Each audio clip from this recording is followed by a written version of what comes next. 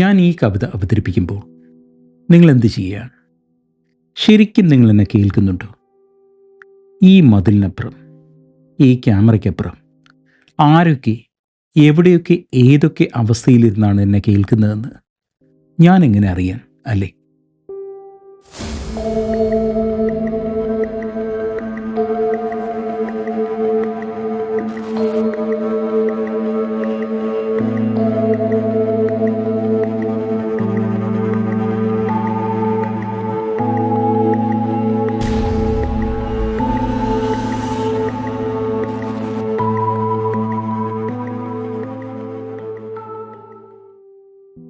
നമസ്കാരം.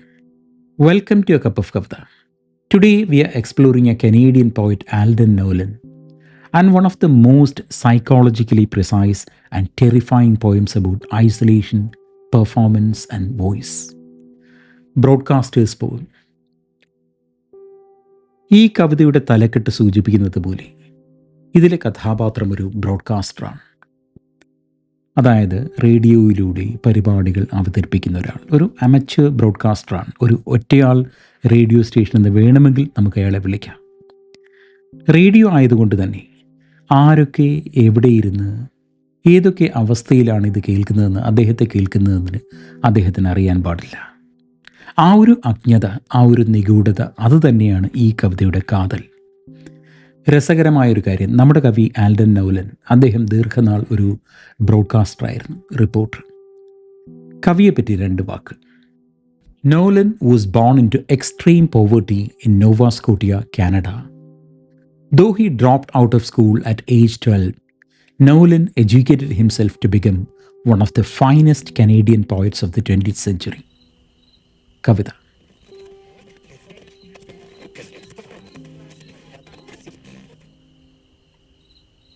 I used to broadcast at night, alone in a radio station, but I was never good at it. Partly because my voice wasn't right, but mostly because my peculiar metaphysical stupidity made it impossible for me to keep believing there was somebody listening when it seemed I was talking only to myself in a room no bigger than an ordinary bathroom. The whole setup establishes isolation. It is night time, and a poet is sitting alone in his broadcast station, and he thinks he is not good at it. I can very well relate to this feeling, this insecurity. കാര്യം ഇത് പലപ്പോഴും എനിക്കും തോന്നിയിട്ടുള്ളതാണ്.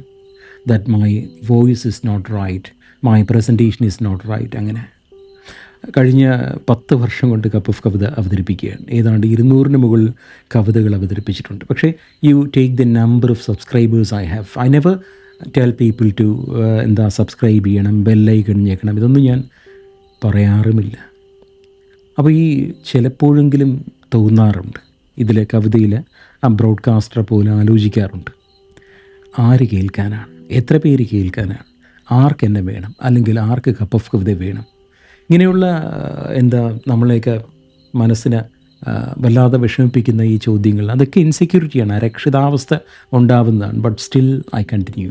പിന്നെയും ആ ചെയ്യണം എന്നുള്ളൊരു ആഗ്രഹം തോന്നുന്നു. Broadcasting needs a lot of faith. Faith that there is somebody out there who needs us, who listens to us.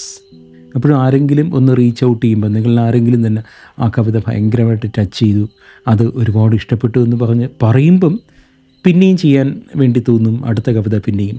ഇടയ്ക്ക് ആ ഇത് പോകുന്നതിന് കാരണം പോലും, ആ സ്പിരിറ്റ് പോകുന്നതിന് കാരണം പോലും ഈ കവിതയിൽ പറയുന്ന ഈ ഐസൊലേഷനാണ്. ആൻഡ് ഈ കവിതയിലാണെങ്കിൽ തുടക്കത്തിൽ തന്നെ നമ്മുടെ ബ്രോഡ്കാസ്റ്റർ ആ ഫെയ്ത്ത് നഷ്ടപ്പെടുന്നതാണ് കാണുന്നത്. ആർക്ക് വേണ്ടി, എന്തിനു വേണ്ടി എന്ന് പറയുന്ന ചോദ്യങ്ങൾ അദ്ദേഹത്തെ ഹോണ്ട് ചെയ്യുകയാണ്.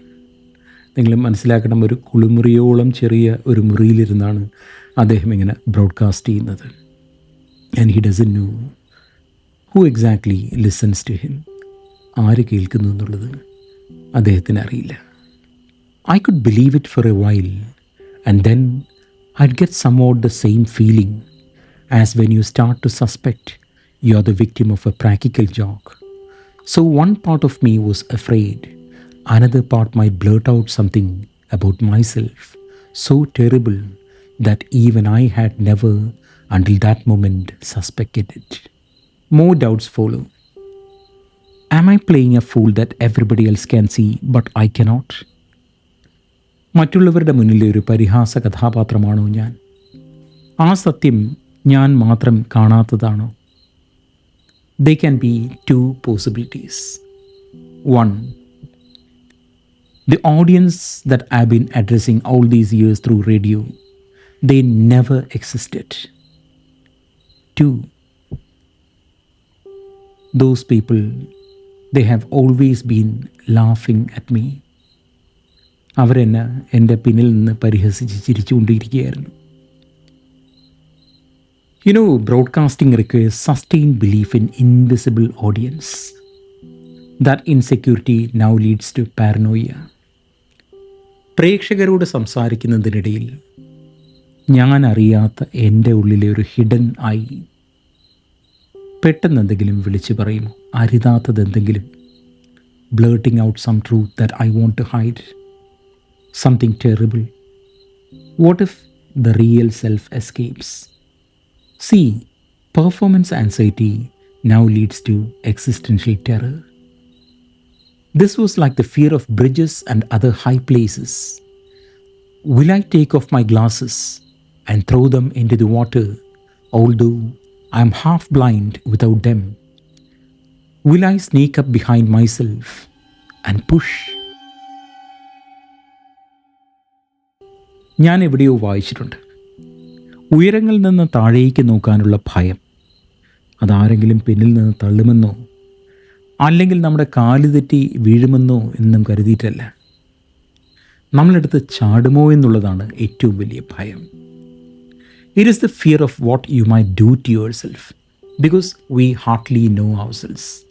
നമുക്കെന്തറിയാം നമ്മളെപ്പറ്റി, അല്ലേ? We don't know the kinds of monsters that lie within us. What if we sneak up behind ourselves and push? അതുപോലെ അരുതാത്തതെന്തെങ്കിലും പൊടുന്നനെ പ്രക്ഷേപണം ബ്രോഡ്കാസ്റ്റ് ചെയ്യുന്നതിനിടയിൽ വിളിച്ചു പറയുമോ എന്നുള്ളതാണ് കവിയുടെ ഭയം. Another thing, as a reporter, I covered an accident in which a train ran into a car, killing 3 young men, one of whom was beheaded. The bodies looked boneless, as such bodies do, more like mounds of rags, and inside the wreckage, where nobody could get at it, the car radio was still playing. റിപ്പോർട്ടറായിരുന്ന കാലത്ത് ഒരു അനുഭവം കവി പങ്കുവെക്കുകയാണ്. പണ്ട് ഒരു accident നടന്ന ഒരു സ്ഥലം, അതായത് ഒരു ട്രെയിൻ കാറിലേക്ക് ഇടിച്ചു കയറി 3 ചെറുപ്പക്കാർ കൊല്ലപ്പെട്ടു. അതിൽ ഒരാളുടെ തലയാണെങ്കിൽ അറ്റുപോയി, ശരീരഭാഗങ്ങളൊക്കെ ഇങ്ങനെ ചിതറിക്കിടക്കുകയാണ് അവിടെ. കവി, he might be working in some newspaper magazine. He reached there and he saw these things.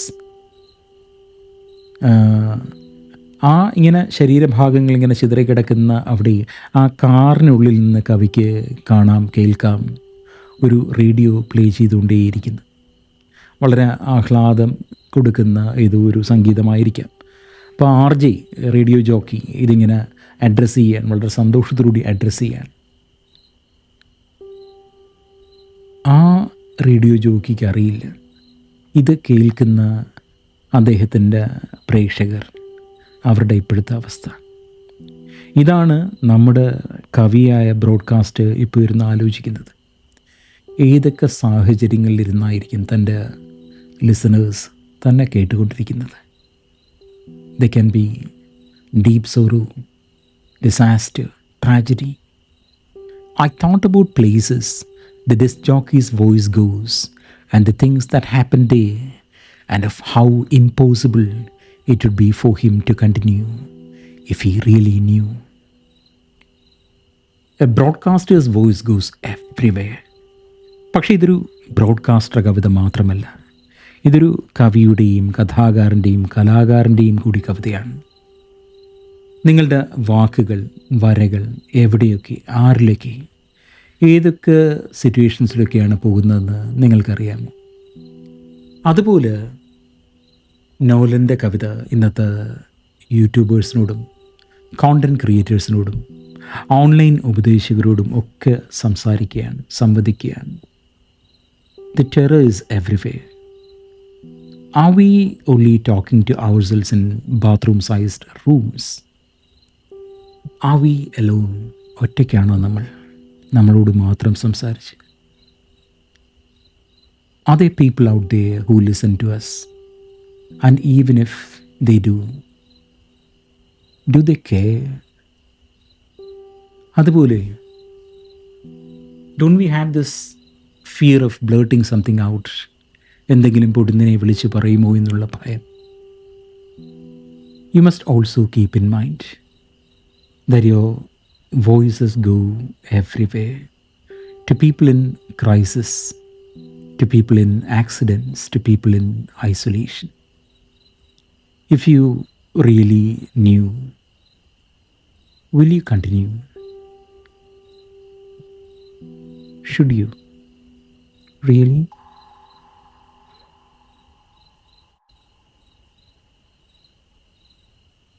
I used to broadcast at night alone in a radio station, but I was never good at it.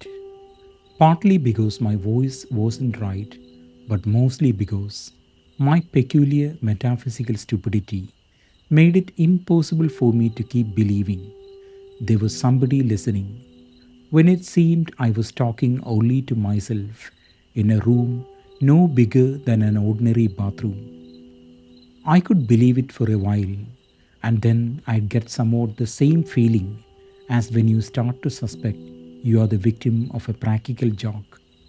So one part of me was afraid, another part might blurt out something about myself so terrible that even I had never until that moment suspected it. This was like the fear of bridges and other high places. Will I take off my glasses and throw them into the water, although I am half blind without them? Will I sneak up behind myself and push?